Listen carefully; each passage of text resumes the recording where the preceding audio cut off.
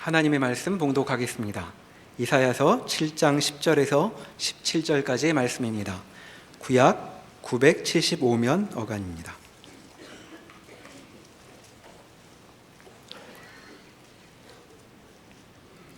여호와께서 또 아하스에게 말씀하여 이르시되 너는 내 하나님 여호와께 한 징조를 구하되 깊은 데에서든지 높은 데에서든지 구하라 하시니 아하스가 이르되 나는 구하지 아니하겠나이다.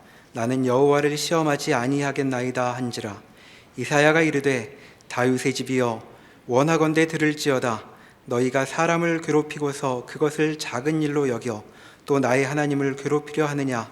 그러므로 주께서 친히 징조를 너희에게 주실 것이라. 보라, 처녀가 잉태하여 아들을 낳을 것이요 그의 이름을 임마누엘이라 하리라. 그가 악을 버리며 선을 택할 줄을 알 때가 되면 엉긴 젖과 꿀을 먹을 것이라.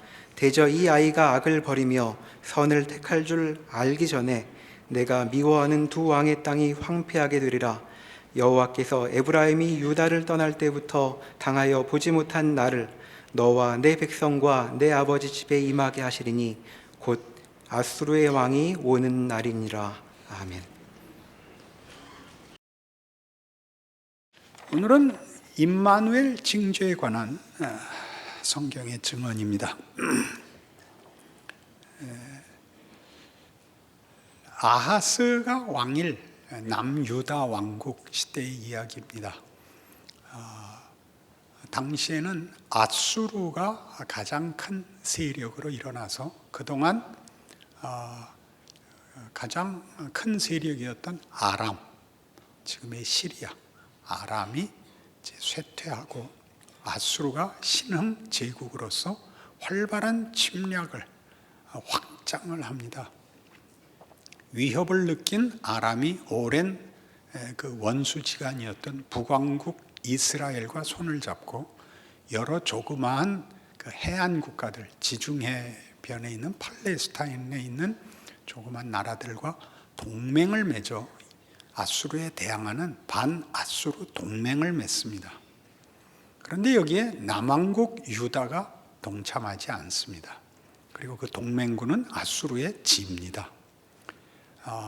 위협을 느꼈고 더 세력을 키우기 위하여 남왕국의 왕을 폐하고 자기네들에게 협조적인 사람을 왕좌에 앉히려고 합니다.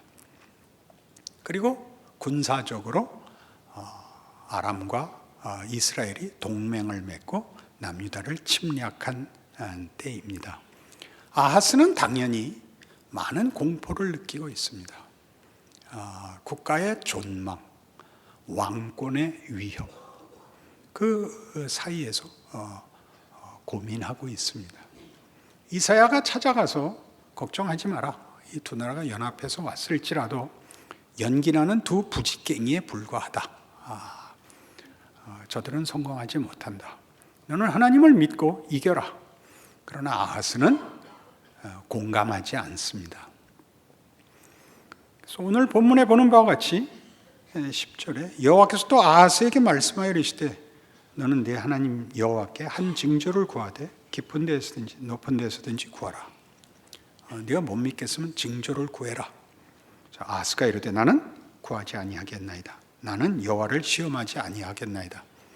굉장히 완곡한 표현이지만 그런 건 할 필요 없습니다. 그런 뜻입니다. 이어서 이사야가 이르되 다윗의 집이 원하건대 들을지어다. 너희가 사람을 괴롭히고서 그것을 작은 일로 여겨 또 나의 하나님을 괴롭히려 하느냐. 그러므로 주께서 친히 징조를 너희에게 주실 것이라. 보라, 처녀가 잉태하여 아들을 낳을 것이요 그 이름을 임마누엘이라 하리라. 임마누엘은 하나님이 함께 하신다는 뜻입니다.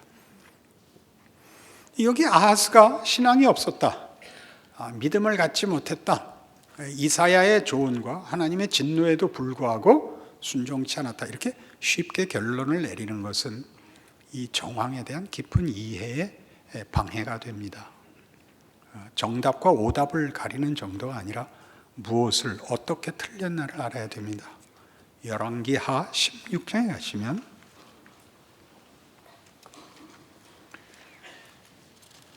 구약성경 589페이지 어간에 있습니다. 열왕기하 16장.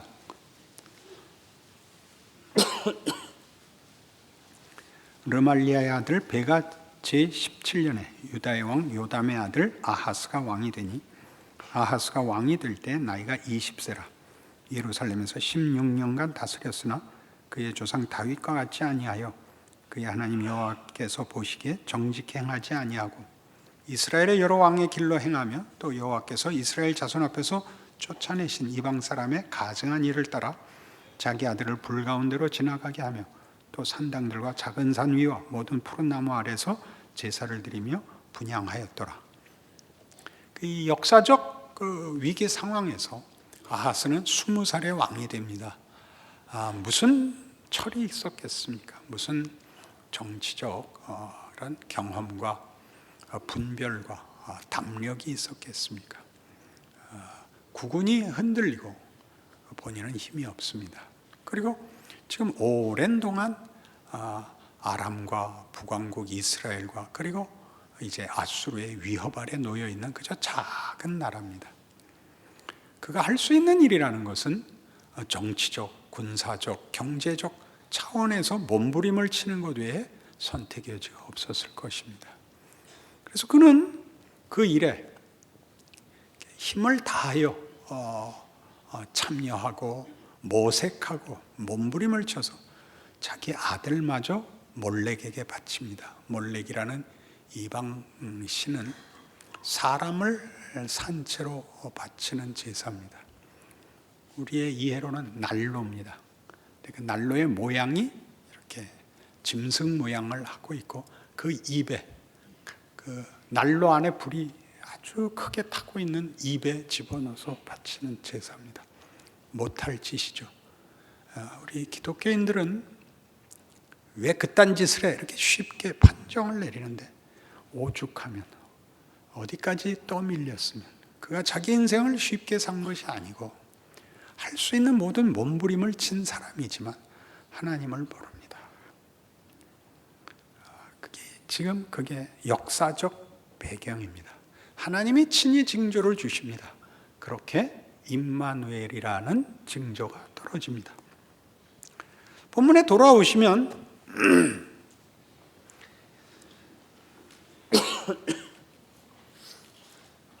이 임마누엘의 징조는 처녀가 잉태하여 아들을 낳는 것입니다. 우리 기독교 신앙에 있어서 가장 중요한 근거인 모든 것의 근거인 예수 그리스도의 탄생을 얘기하는데 여기에서의 이 역사적 정황 속에서 처녀 잉태는 애를 낳지 못할 처녀가 애를 낳는 것이 초점이 아닙니다. 역사적 정황은 다릅니다. 처녀가 결혼하여 애를 낳아 12살쯤 될 때에 이스라엘과 아람이 다 망할 것이다. 걱정 마라. 이런 이야기입니다. 기간에 관한 이야기입니다. 그러니까 처녀라는 말은 젊은 여자라는 뜻도 갖고 있습니다. 그래서 이사야에서는 처녀 탄생이라는 기적에 관한 얘기를 하고 있지 않고 기간에 관한 얘기. 그러니까 너희가 다 아는 시집 안 간 그 누구입니다. 지금 이사야도 알고 아하스도 아는 누구. 아마 한 10대 후반이나 20대 초반이나겠죠. 그 애가 시집을 가서 애를 낳아서 12살이 되기 전에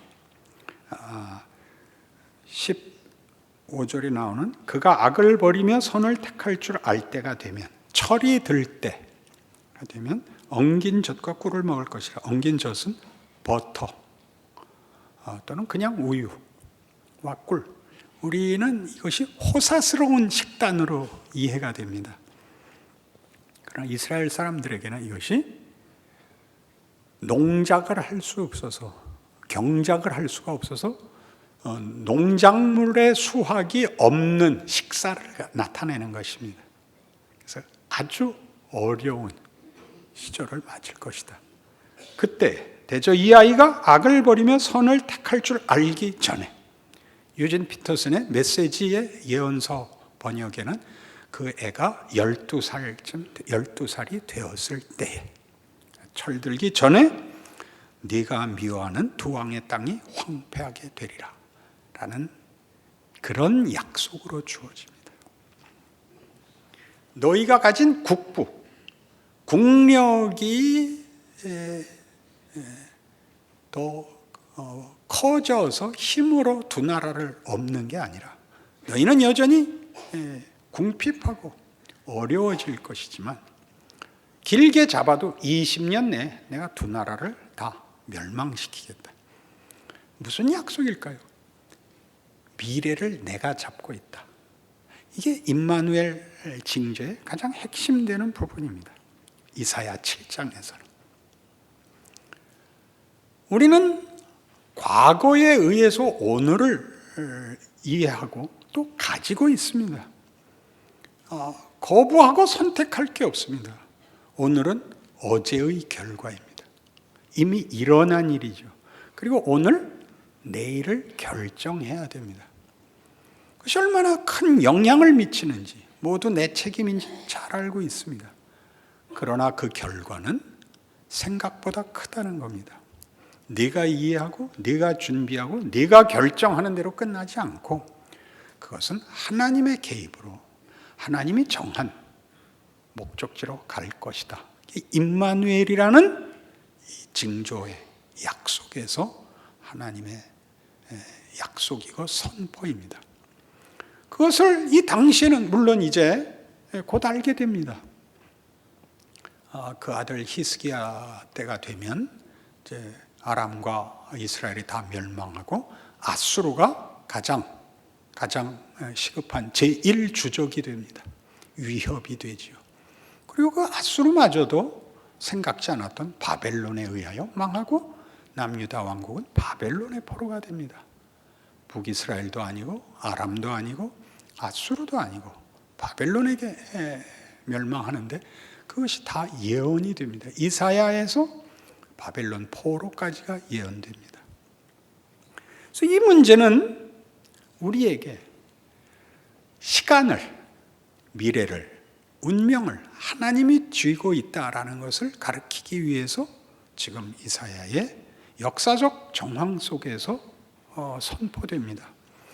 그러나 이 징조는 그때 이해했던 시간을 갖고 계시는, 쥐고 계시는 하나님, 미래와 궁극적 결론을 쥐고 계시는 하나님보다 더 크게 그 성취에서 뜻을 우리에게 허락합니다. 마태복음 1장입니다.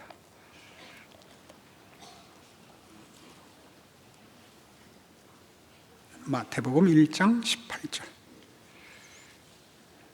예수 그리스도의 나심은 이러하니라. 그의 어머니 마리아가 요셉과 약혼하고 동거하기 전에 성령으로 잉태된 것이 나타났더니 그의 남편 요셉은 의로운 사람이라 그를 드러내지 아니하고 가만히 끊고자 하여 이 일을 생각할 때 주의 사자가 현몽하여 이르되 다윗의 자손 요셉아 네 아내 마리아 데려오기를 무서워하지 말라.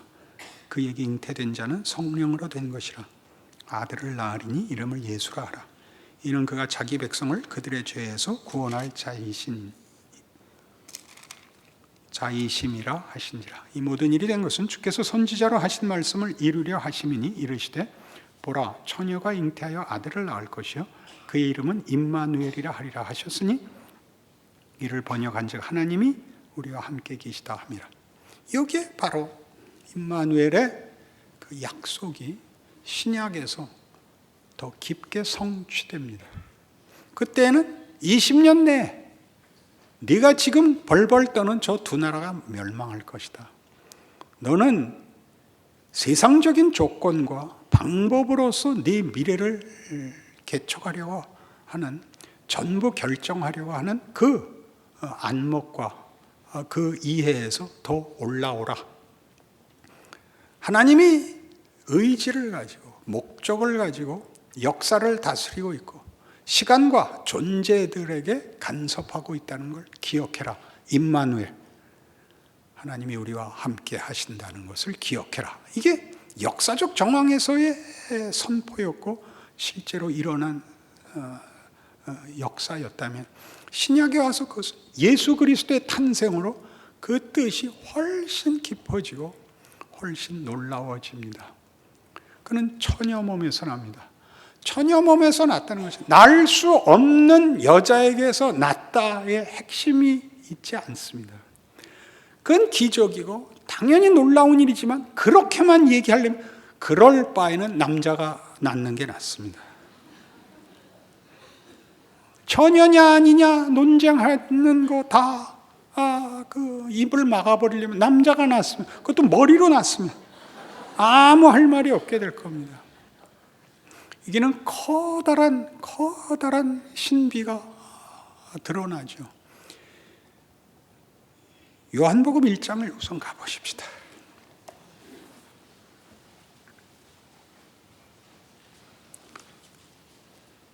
요한복음 1장 1절, 태초에 말씀이 계시니라. 이 말씀이 하나님과 함께 계셨으니 이 말씀은 곧 하나님이시니라. 그가 태초에 하나님과 함께 계셨고 만물이 그로 말미암아 지은 바 되었으니 지은 것이 하나도 그가 없이는 된 것이 없느니라. 그 안에 생명이 있었으니 이 생명은 사람들의 빛이라. 그러니까 지금 예수 그리스도를 증언하는 복음서에서 그는 창조주시다라고 얘기합니다. 우리를 만든 이시다. 우리를 만든 이가, 시작이 자기가 만든 것의 결과의 자리에 들어오십니다. 시간적으로 보시면 마리아에게 남으로써 처녀 형태는 조금 있다 하고 마리아의 아들이 됨으로써 자기가 만든 자의 결과물의 자리에 들어오시고, 그걸 처녀가 남으로써 우리가 만들지 않는 그 결과는 우리가 만드는 것이 아니라 하나님이 만드신다는 두 가지 이중적인 내용을 거기에다 실현하십니다. 그러니 이런 성경의 증언들은 하나님이 어떻게 역사를, 시간을, 존재를 그의 의도와 그것을 이루기 위하여 의지로 역사와 개인의 인생과 역사의 정황과 모든 조건에 개입하고 일하고 계시는가를 증언하는 기독교 신앙에 있어서는 핵심적인 것입니다.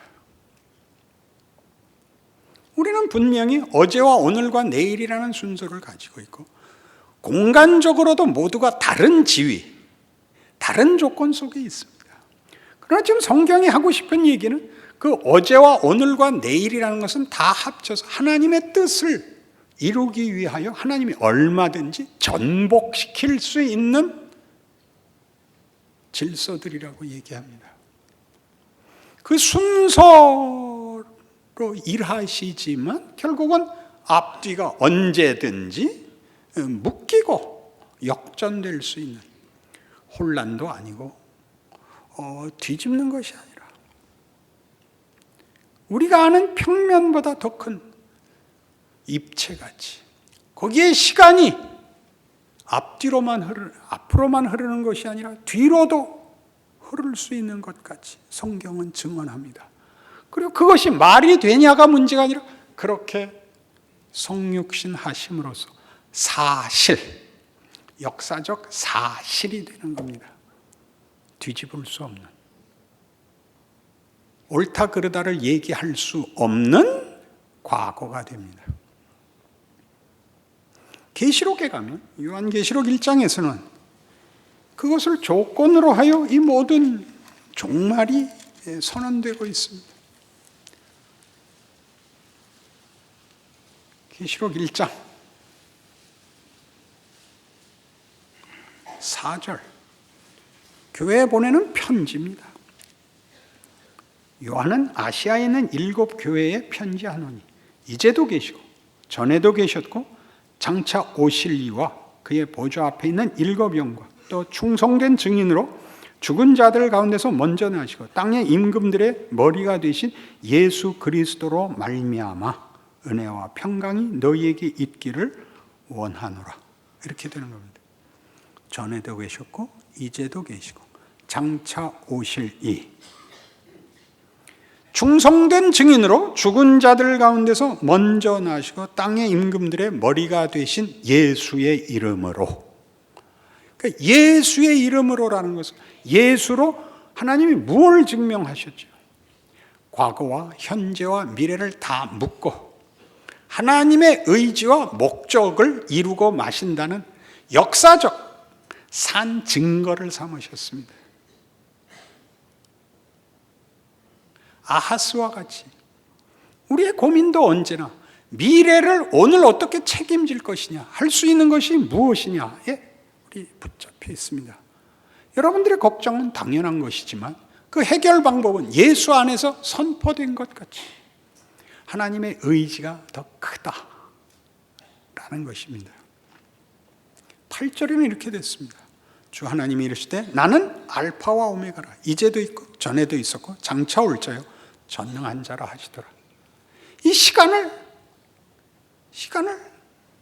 이제도 있고 전에도 있었고 장차 올 어느 것 하나 하나님의 뜻과 계획에서 필요 없거나 잘라버릴 필요가 없는, 그 중에 어느 하나도 하나님의 뜻과 의지와 목적에 필요 없는 것이 없는, 그리고 그 조건에 매여 있지 않은 그 모든 경우를 다 끌어안고 그것으로 채우시는 하나님을 증언하고 있습니다. 그게 동정녀 탄생입니다. 처녀에게서 낳다가 가지는 창조주가 창조물의 후손으로 오시고 낳을 수 없는 자가 낳는 결과 완성을 증언하고 있습니다. 못 알아듣는 얼굴. 그래서 이런 것들을 근거로 하여 성경에서의 요청들, 성경에서의 요구들이 나옵니다. 로마서 12장에 가보십시다.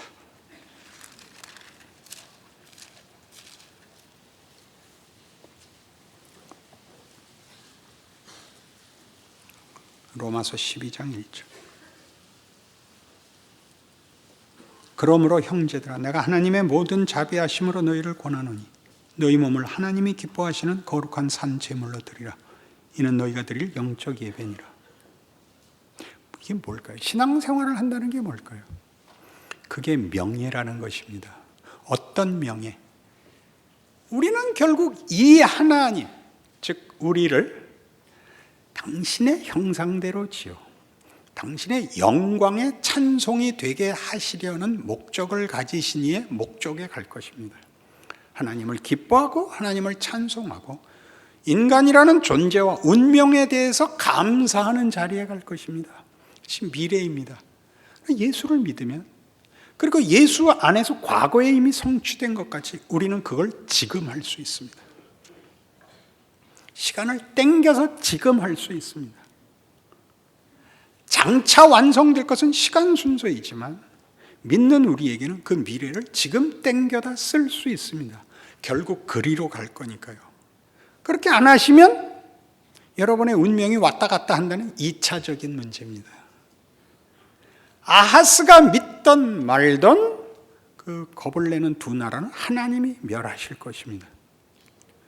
믿으면 명예가 되고 자랑이 되는 거죠. 믿지 못하면 불안과 비겁함에 쫓겨다닐 수밖에 없습니다.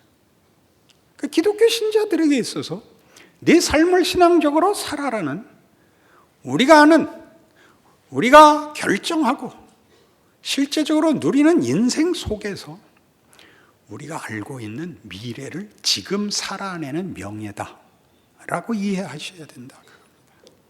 이것이 얼마나 옳은가 설명할 필요가 없습니다. 그것으로 자신을 안심시킬 필요도 없습니다. 여러분 언제나 하루를 마감하면 하루에 일어났던 일 중에 실수한 것이 제일 많이 기억나실 것입니다. 왜 그랬을까? 그랬으면 그 다음 날은 조금 삼가시는 거죠.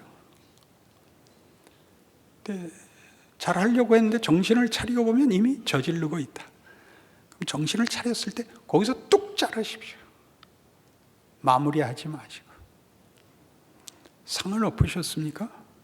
그럼 상을 바라놓고 주우십시오. 그게 명예입니다. 누구에게 오해를 받을 때는 잘 받으십시오. 칭찬을 받는 것 같이 하기 어려우면 가만히 계십시오. 가만히 못 있겠으면 도망가십시오. 잠깐 화장실 다녀오겠습니다. 도망가십시오.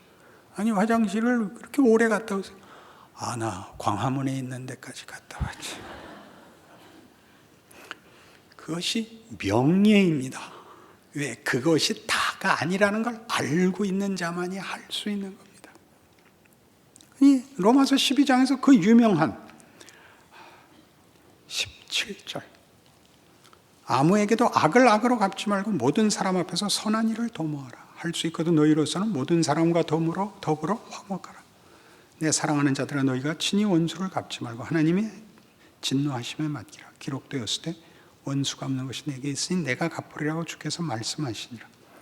네 원수가 줄이거든 먹이고 목마르거든 마시게 하라. 그리함으로 네가 그 숫불을 그 머리에 쌓아놓으리라. 악에게 지지 말고 선으로 악을 이기라. 무시무시한 말씀이죠. 상대방이 아하스를 하면 아하스를 하게 놔두시고, 여러분은 이사야 하십시오. 이해하시겠습니까? 그가 가진 왕권, 그가 가진 권력은 중요한 것이 아닙니다. 권력을 쥐고 있는 자도 자기 인생을, 자기 지위를 어떻게 살아내야 하느냐에 대한 이해와 결정을 해야 되고, 그 권력에 피해를 입는 자도 피해를 받는 자리에서는 자기 지위와 자기 이 조건을 어떻게 이해하고 어떻게 반응할 것이냐를 각자 선택할 동일한 기회가 주어집니다. 어디서나 멋있게 굴 수 있습니다. 여러분의 삶의 조건들을 억울함을 나열하고 그걸 개선하는 것으로 답이 있는 것이 아니라, 그것이 우리에게 하나님이 가지신 의지와 궁극적 목적을 알고 있는 자로서 다르게 반응하게 만드는 데 성경의 가르침이 있습니다. 2부 때도 딱 한 사람만 그랬어요. 고린도전서 13장에 가봅시다.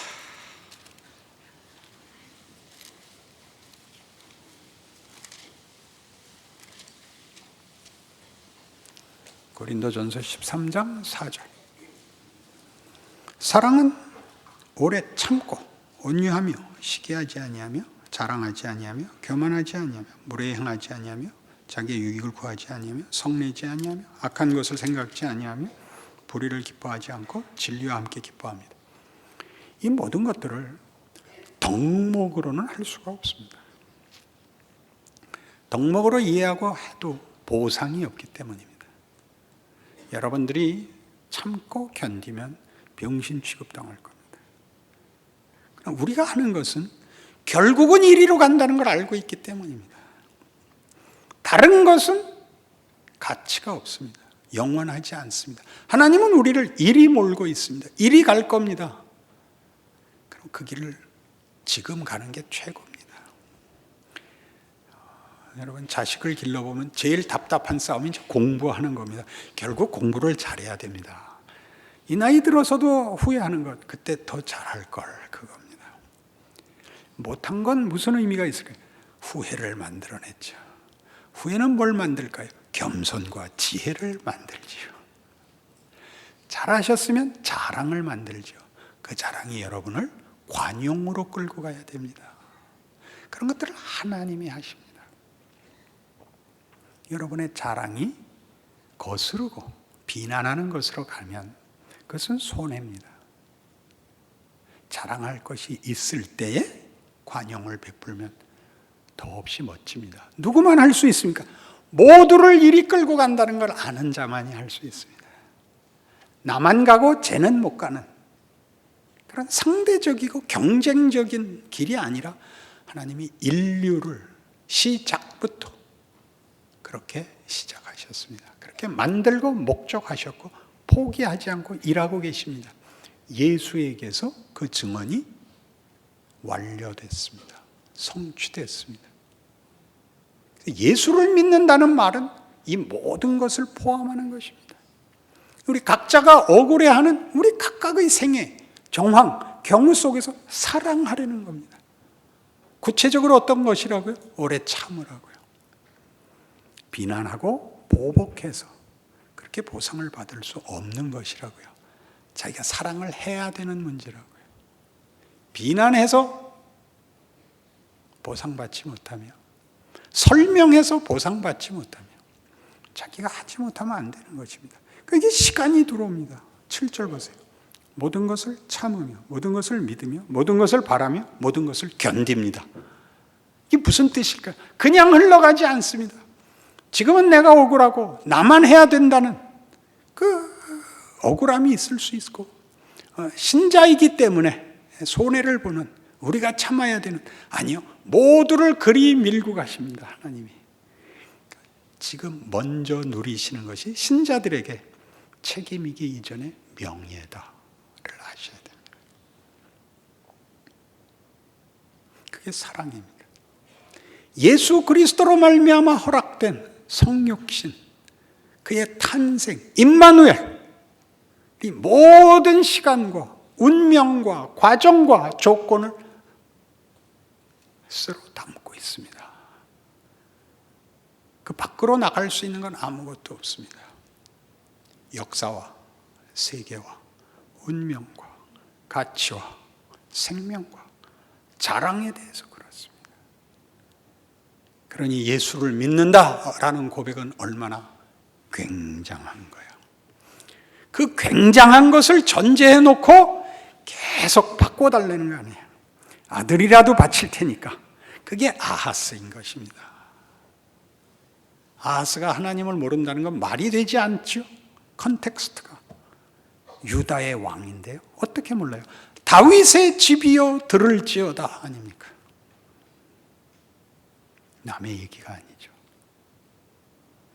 여러분, 각각의 신앙 고백이 갖는 운명과 힘과 정황의 중요성과 기회와 책임, 명예와 영광에 대한 이해로 여러분 각자의 삶을 바로 이 성경의 증언으로 이겨내시는, 자랑하시는 인생 되시기를 바랍니다.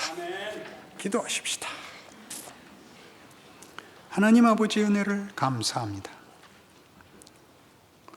우리의 존재, 우리의 조건, 정황, 억울함, 버거움, 그리고 고난, 고통, 염려, 불안, 걱정, 막막함, 모두 다 하나님의 뜻을 거스를 수 없고 하나님의 뜻에 동원될 뿐입니다.